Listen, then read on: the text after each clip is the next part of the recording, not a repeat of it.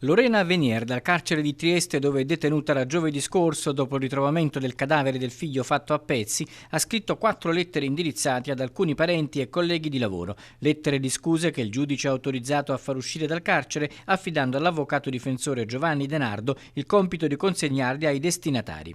Sia sul contenuto che sui nomi delle persone a cui la donna ha deciso di scrivere sono coperti dal più stretto riservo. Intanto dai verbali dell'interrogatorio di Lorena Venier emergono di giorno in giorno particolari sempre più agghiaccianti sulle ultime ore di vita di Alessandro Venier, che avrebbe esalato l'ultimo respiro dopo 6 ore di agonia, dalle 17:30 alle 23:30 del 25 luglio. Prima stordito con un intero blister di sonniferi nella limonata, poi l'insulina, che ha rivelato di aver preso sul posto di lavoro 5 anni prima perché intendeva suicidarsi. E infine i lacci delle scarpe strette al collo da Meilin dopo il tentativo andato a vuoto di soffocarlo con un cuscino, mentre lui continuava a resistere e dimenarsi.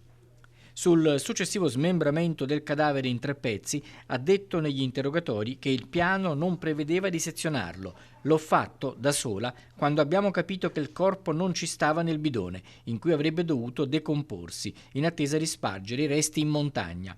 A quel punto con un seghetto l'ho fatto in 3 pezzi e Meilin lo ha trasportato nell'autorimessa e coperto di calce.